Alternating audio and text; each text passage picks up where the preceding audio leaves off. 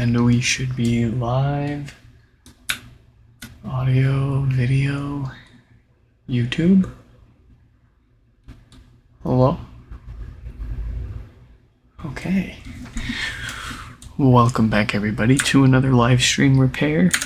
This is going to be a pretty quick and easy one, hopefully. Here we've got just one HomePod today with what the user reports are death farts. The technical term for the cause of those death farts being DC offset. Let's shoot them a quick email letting them know we're getting started on it, and then we will get started on it.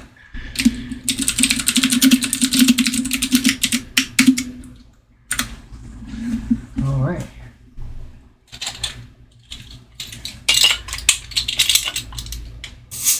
This is starting to become unwieldy.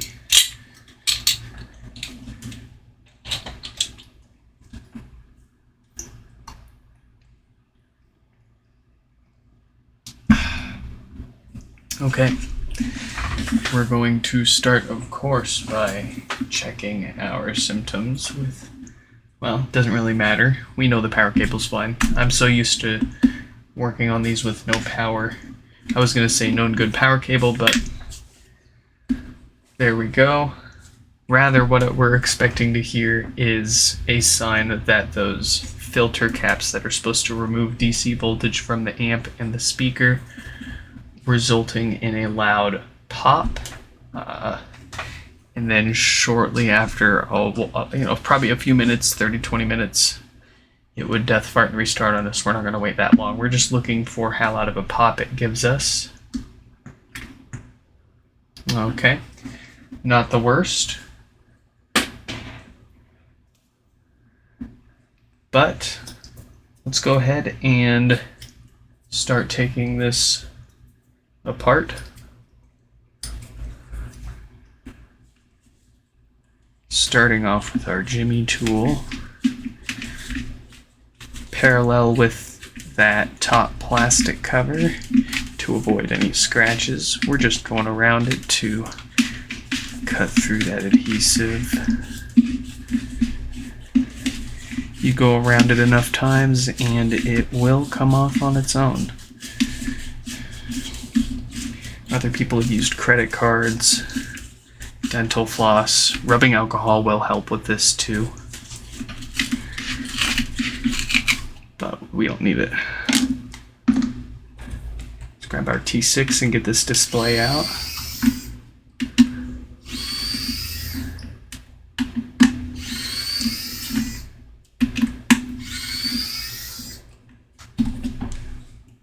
Back to the Jimmy, we can pry it out.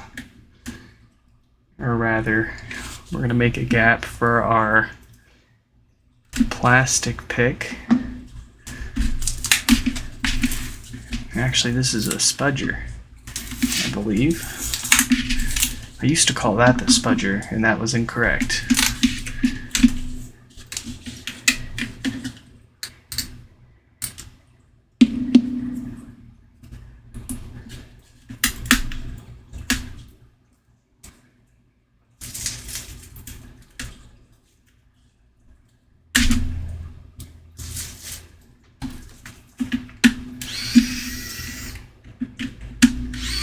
Back to the T6 for this bit of plastic frame here covering our logic board, and holding the drawstrings for our cosmetic mesh tight. Let's get that off.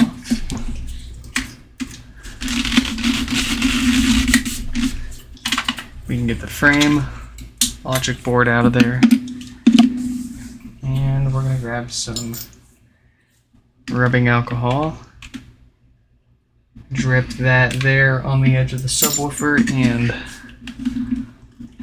work that all the way around the outer perimeter. So that when we go to pry this up, that glue holding it down will be nice and soft.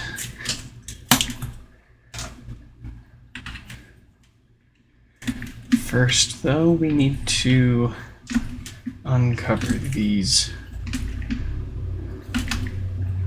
screws here. We could be a total dingus and just cut the thing open like we've seen a handful of HomePods for parts on eBay obviously done with. Seen people taking hot knives to them to bust them open. Completely unnecessary. I mean, maybe if this was like brand new and nobody had the information that we have now, but we know how to get into these, and it still kind of surprises me to see people opening these in rather incorrect ways. Oh yeah, somebody, Brian over at edn.com, put together an excellent teardown of the first generation HomePod with some very nice photos up close of all the components. If you want to take a look at that over at edn.com. I'll try to put a link in the live stream description here, but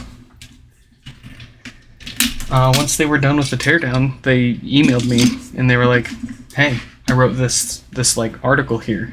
And funny enough, when he reached out to me with a link to it, I had like already found it. This was like right after WWDC, and I was just browsing the internet for HomePod stuff, you know, like any normal person. The usual daily thing. Seeing if there's any new HomePod stuff out there. But anyways, came across his website, saw it, thought to myself, oh wow, this is really well done. And then I think a day later, Brian, the author of the blog post, emailed me. He was like, hey, thought you might be interested in this thing I wrote. Do you want the parts? And I was like, heck yeah. I actually saw this the other day already, and I will gladly take those parts. Always need them. And what was I getting at here? Oh yes. The way that he was able to pry the top basket off without pretty much any evidence of that is, well, not something I see quite often when people are sending me HomePods for parts that they have already taken apart, especially when they didn't plan on putting it back together again or fixing it. Kind of nice to see that. And then you've got people on eBay. Let me go grab and show you what I'm talking about. This is just one of many awful examples. Oh, I can't reach it.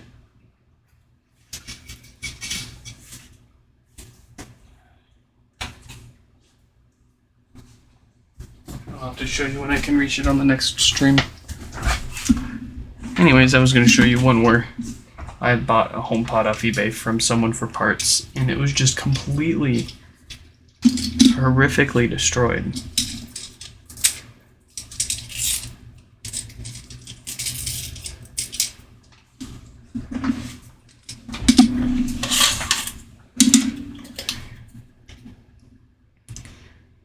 What's really ironic is how many of these that people destroy taking apart for an issue that we know there is no current way to repair, i.e. the blinking volume buttons issue. Can't tell you how many broken HomePods I've bought off eBay from people where they're like, yeah, I don't know what was wrong with it, but I took it apart and gave up.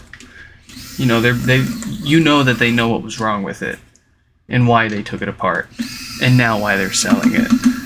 But they're obfuscating that for whatever reason.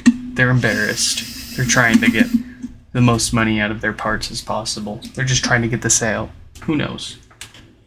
Maybe they legitimately forgot. Whatever.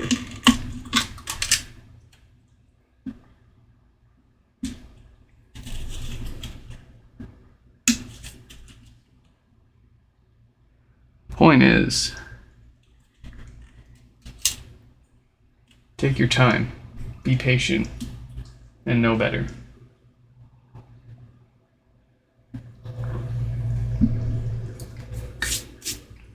If you are met with any sort of resistance, first try to see if there's a better way before taking the hard way and potentially breaking something. But like so many people taking apart their bricked HomePods, knowing that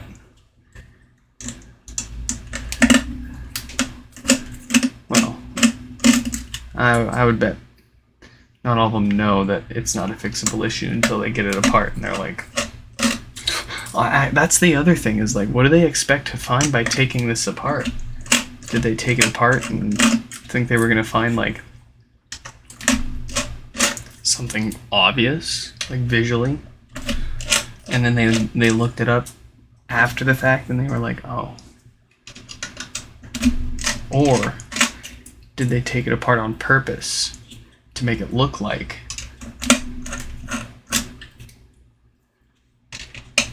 it wasn't a known bricked issue?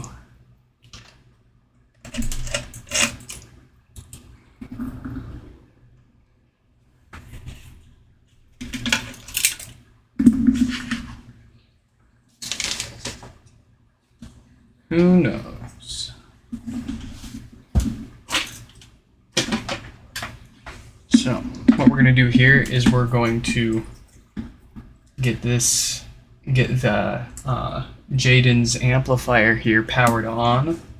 We're going to get it connected to our test woofer here. That's got a connection to the multimeter on the bottom right hand screen, as you can see there, and every time I punch the subwoofer you can see the number on the screen spike a little bit. That is our DC offset measurement taken by a multimeter connected to this subwoofer. And we're going to plug the subwoofer into our amplifier. And to not get technical and save us a bunch of time, you can check out more info on this DC offset issue on the website nixfix.com under the common issues section. What we're basically looking for is to confirm the presence of bad DC filters by seeing essentially more than 50 millivolts on that multimeter there. If we see more than 200 millivolts and the fact that it would be growing rapidly, that would be enough for us to think that the DC offset is, or the DC filter capacitors are going bad enough that once they warm up to operating temperature, they spit out so much DC voltage that the amplifier triggers its built-in failsafe and plays that death fart sound and restarts itself to, I don't know, maybe try to cool itself down or let the end user know that there's a problem. Not sure. We do know that death farts are caused by bad filters when there's too much DC offset being generated. So, like I was saying, I'm going to bet that there's easily 200 to 300 millivolts of DC offset on a cold boot, and we're going to see that number quickly growing shortly after it finishes turning on as well.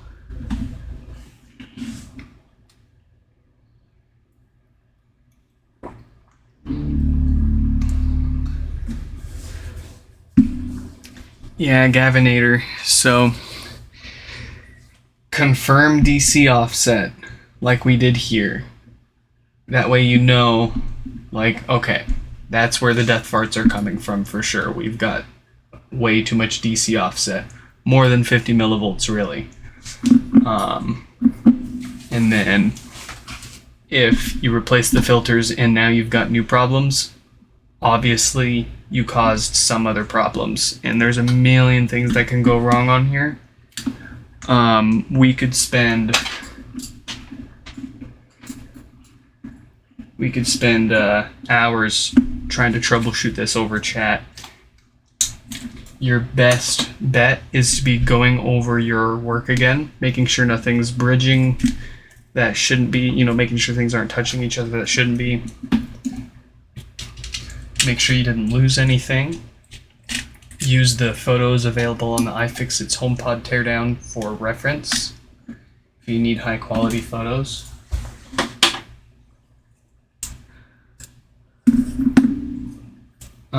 The voltage of the cap shouldn't matter too much. Like that's not going to cause your bass to be too quiet now.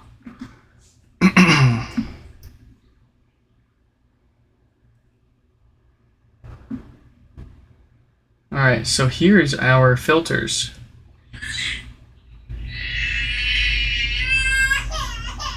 Wow.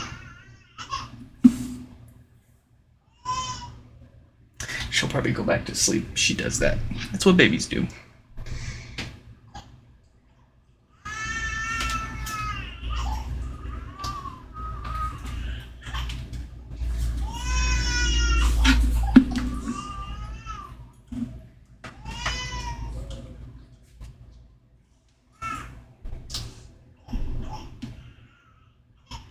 One moment.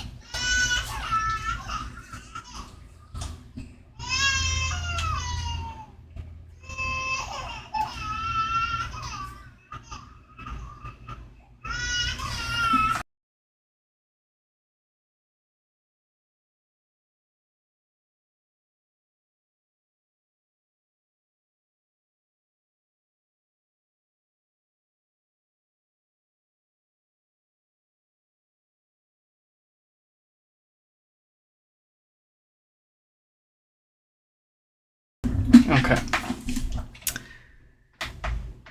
So maybe you'll be able to use the video here to also reference and see if you're maybe missing any components. There are a lot of very tiny ones. So hopefully this helps you. If not, then best of luck, mate, because chances are you introduced a new problem when you replaced those filters there.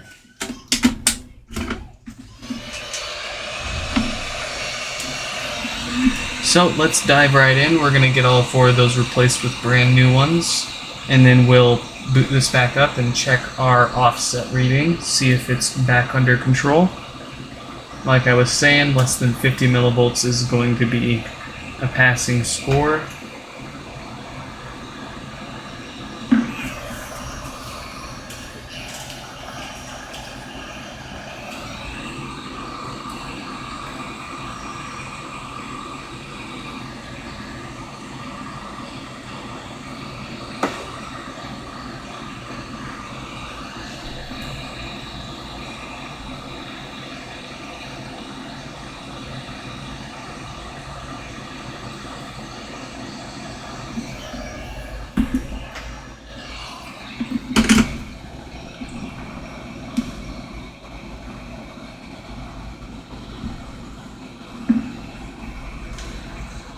Pop some fresh flux on there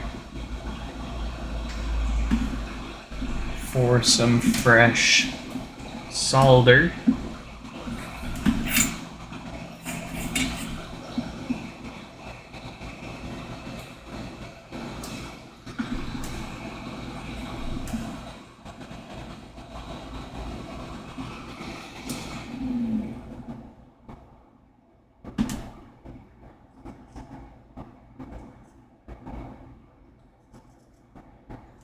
Beautiful. Ready for some new caps. Well, almost. Let's get a little more flux on there. Can't hurt anything with too much of this stuff.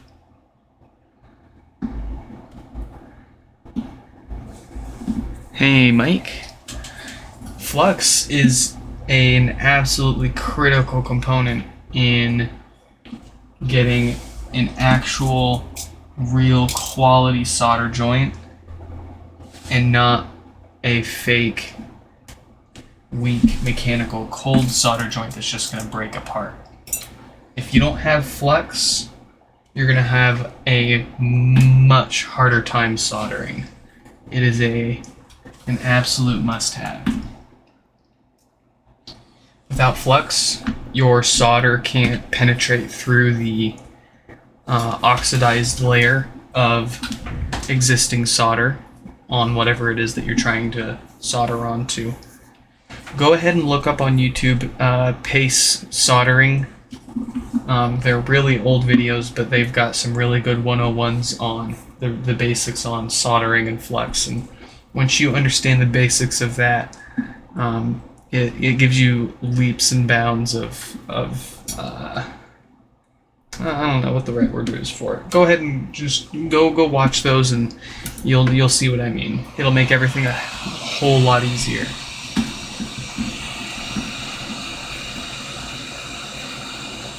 If you're ever wondering why you're having such a hard time getting something to stick or go where you need it to go, or you wonder how we make it look so easy, it's usually the flux.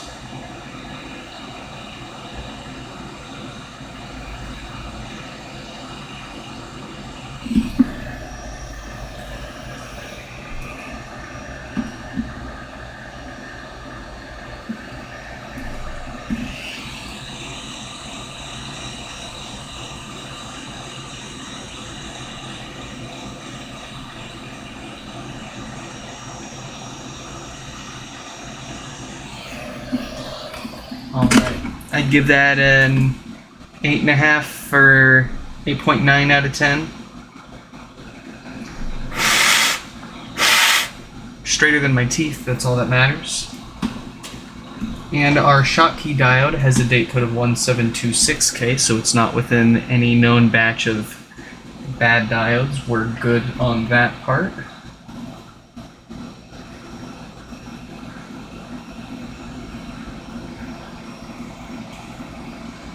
What is the machine that sounds like fireworks? So wait for this to turn off. That's the heat gun.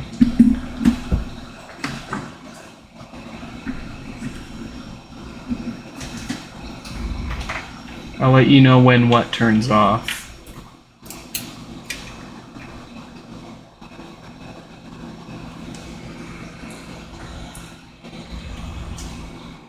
Alright, hot air gun turned off. Air filter turned down. It's probably the air filter. We only need to crank it up when we're dealing with fumes. I usually have it on level 1, crank it up to level 2. Level 1 is really only strong enough to keep my body odor from stinking the whole office. Level 2 is needed for actually having enough strength to pull those fumes away from our soldering iron. Or whatever it is that we're working on. Level 3 for when we're dealing with like reflowing like giant chips. That's fun.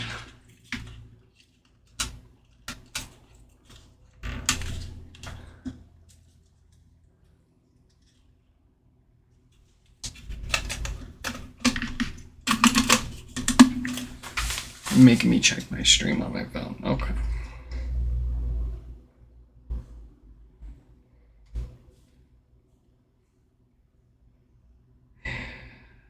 Shit.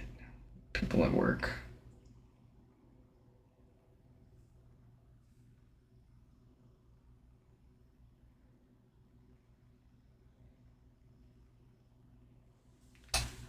Okay. Oh yeah, let me check the let me check this bullshit.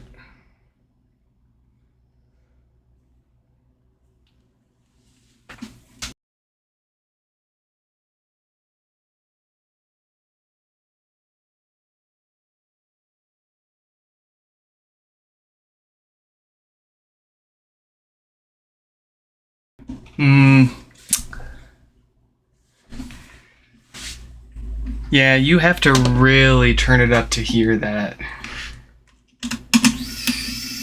I've got the gain turned up only halfway on the microphone, which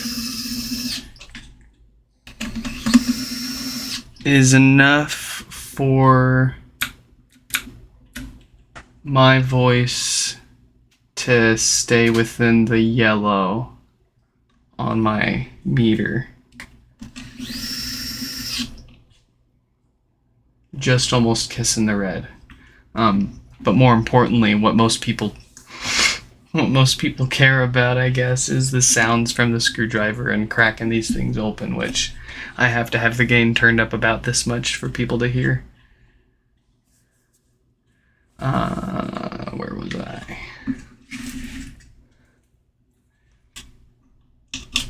I am just using a simple Yeti Pro via USB straight into my desktop computer. So if you've got any suggestions on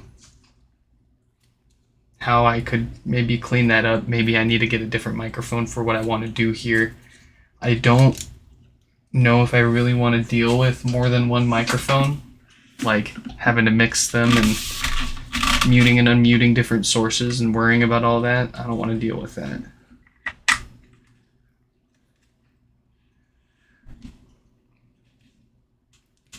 Maybe I've just got some simple setting I can tweak.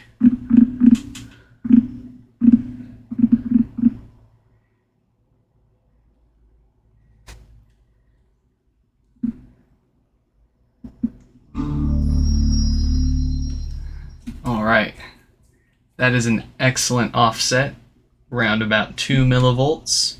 Significant improvement from the what was it, 500 or 600 millivolts by the time we went to unplug this.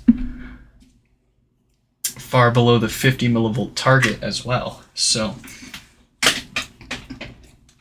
if you didn't know, the closer to 0 millivolts DC, the better. Doesn't matter if it's positive or negative, you want to be as close to 0 as possible. Obviously, with electronics in the real life, nothing is perfect. And especially with Class D audio amplifiers, you're going to have some amount of DC offset.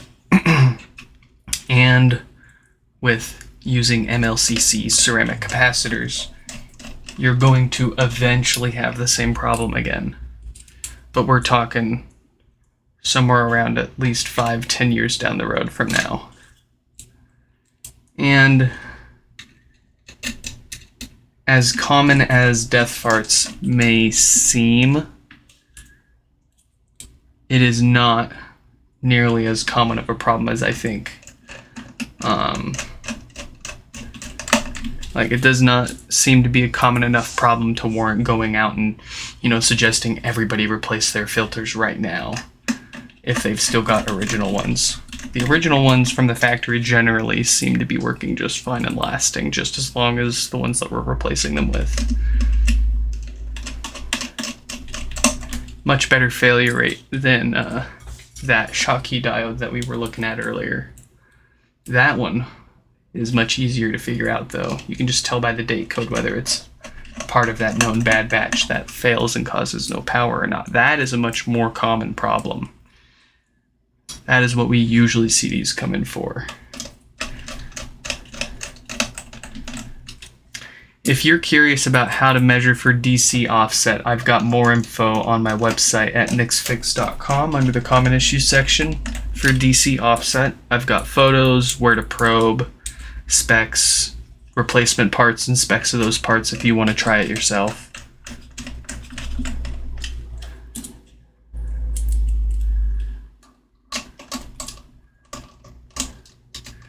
But basically all we do is get the amp back in, get the power supply back in, plug everything in. If you're doing this yourself, I would recommend putting the HomePod on its side when you're testing it to avoid what happened with Mike, unfortunately. Mike was testing one of his HomePod repairs, and he he had accidentally dropped his logic board while everything was on and connected straight in there, and ended up sending it back here to us to swap out the power supply. But I would recommend, if you're doing this yourself, just set it on the side like this, and then make sure you're being nice and careful with your ribbon cable here. That's only got so much slack. But plug your subwoofer into it, probe the side of the subwoofer with your multimeter in DC volts mode. That's the safest way to do it. And that's the only way you can do it if you don't have the spare parts from another HomePod like we do here, the internal power connector that we ripped out of the inside of another HomePod. So that way we can just take a regular HomePod power cable and, you know, hack power into this stuff. I should definitely do like a HomePod workshop video where I just go over everything about HomePods that I know, every technique that we know.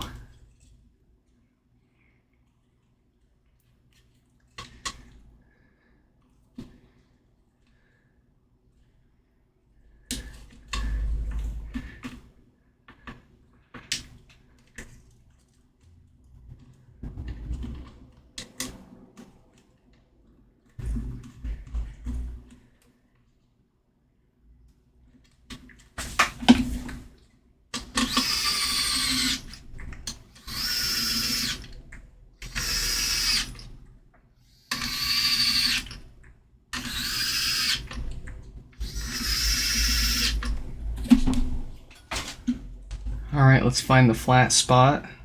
There it is. Line it up with the top of the ribbon cable and we can drop our subwoofer in.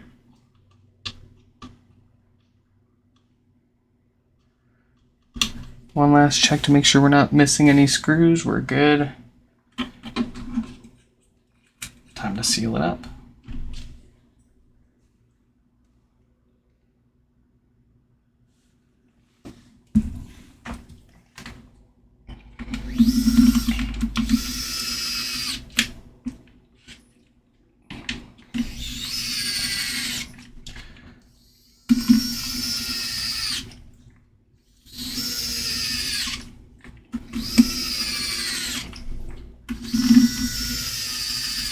Let's make sure that's sealed.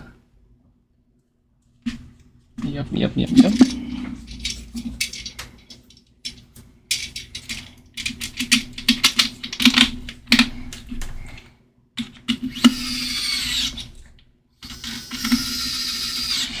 You know what? I do have my microphone just straight up on a metal arm. I don't have it like isolated or anything like that. I wonder if, and this is like just clamped directly to my desk. I wonder if it's picking up any noise from my desktop fans through the desk into the mic. I should get a one of those little fancy suspension mic arms. See if that helps.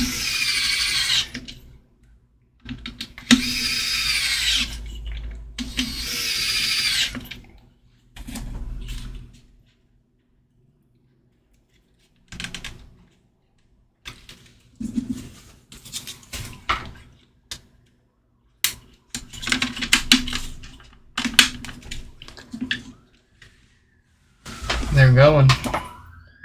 Where are they going? Oh, they're on a bike.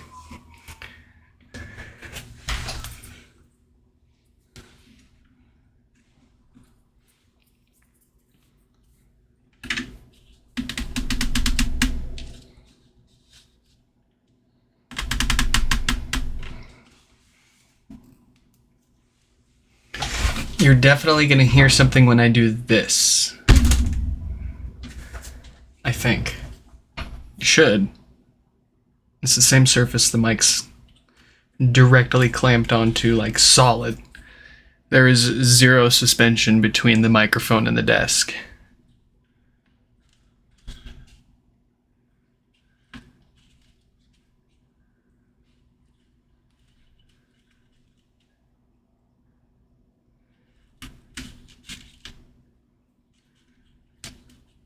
Out of curiosity, what are you listening to the stream on?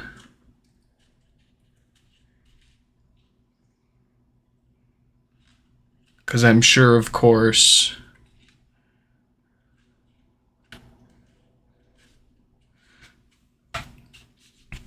what you're listening on is going to more or less make a big difference what you'll hear. But when I knock on the desk, I want it to sound more like this,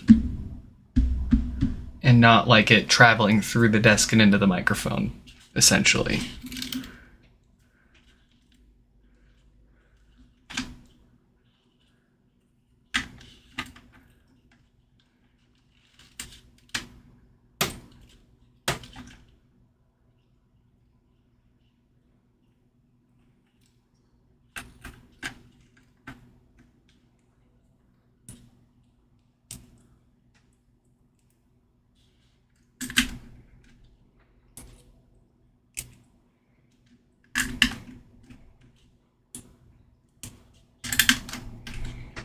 Oh, dude, we see so much ridiculous crap on these cameras. I had to throw that up there because I live stream so much. I see people doing some dumb shit on there while we're doing it, and I've missed so many chances to show you guys. Not anymore. Oh, I hear another one.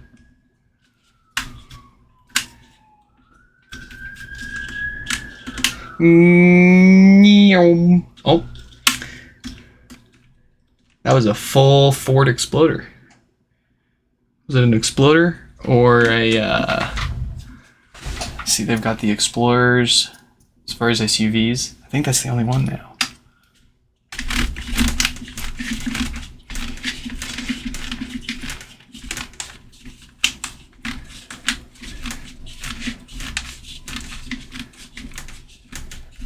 You've got a pair of Edifier bookshelf speakers. Okay, shit. Yeah, well, there goes my idea of why you didn't hear any problems and why Mike might have.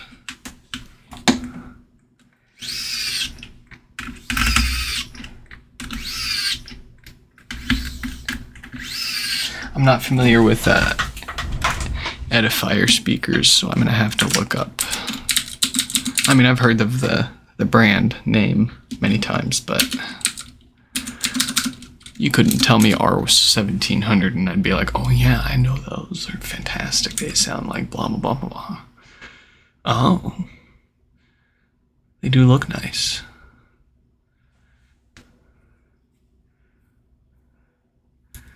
I feel like I've heard a few YouTubers talking about these, if not some variant of them.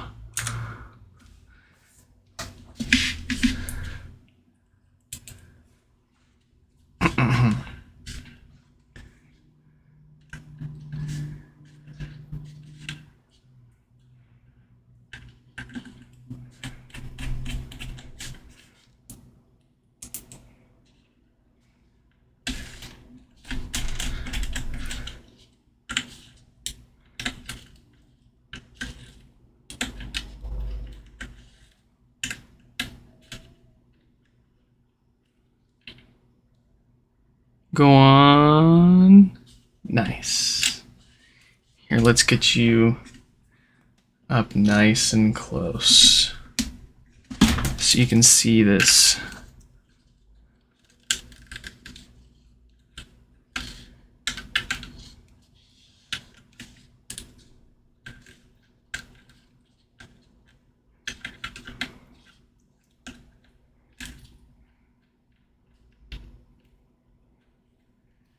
That is mastery.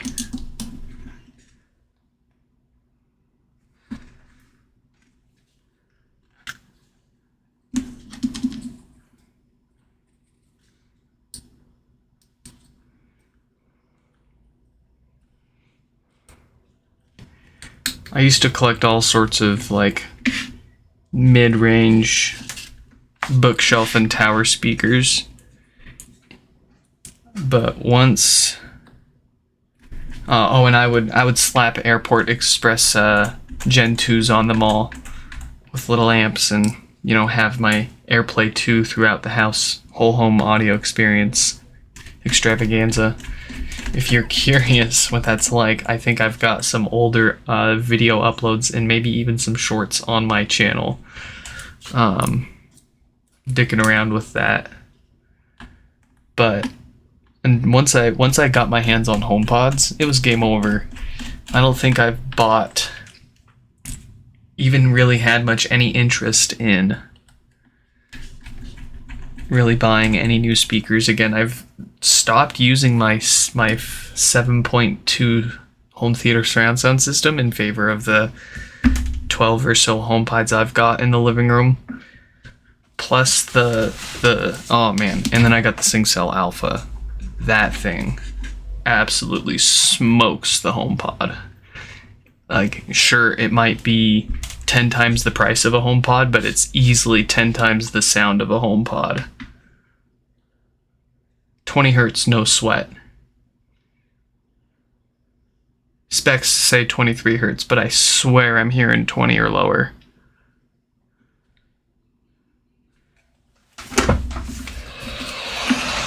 Then I got 3 SingCell Alphas. Don't ask me how I got my hands on the other 2. I got very lucky. All I can say is just keep an eye out. Keep searching.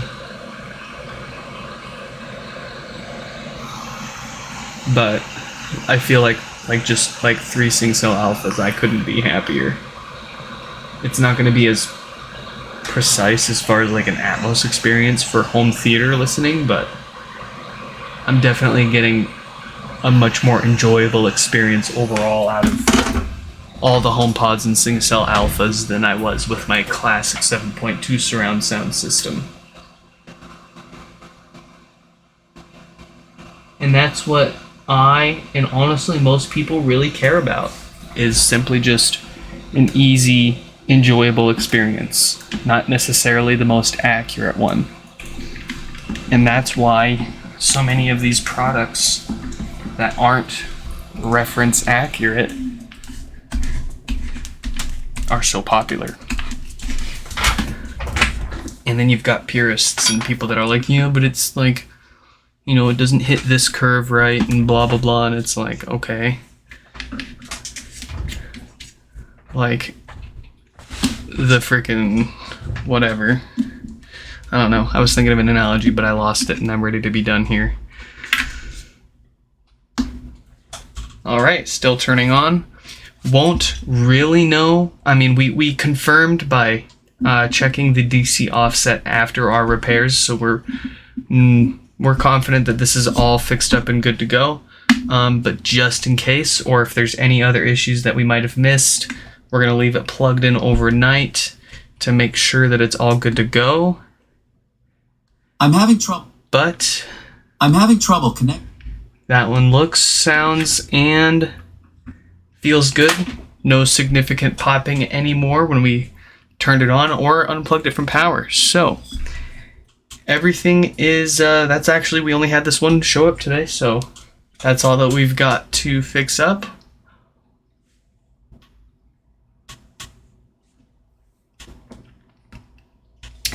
That's the beauty of AirPlay 2, is you can just AirPlay to as many AirPlay 2 devices as you want. So I can AirPlay to all 3 SingCell Alphas and all of the HomePods in the living room at the same time. And granted, it is only still going to do and support stereo, and not multi-channel surround sound. All of the 12 HomePods, they're configured as a stereo pair, and the left channel is on the left-hand side of the room and the right hand on the right-hand side of the room. So if there is any stereo effect in whatever we're watching, we do still get that. That, of course, I do believe it is fairly important to retain at least, but less so the front to back up and down, vertical kind of stuff. Not to say anything about the spatial audio experience of the HomePods or this thing themselves. My goodness, but all right, folks, that's all that we're gonna have time for today. If you're looking for more info doing your own HomePod repairs, or reaching out to me or maybe someone else around the world potentially doing the same thing, check out the website nixfix.com, where we might have what you're looking for. If not, please check the facts on the website before shooting me an email, or feel free to leave a comment down below. In any case, I hope you all enjoyed this live stream repair, and I will catch you in the next one. Goodbye.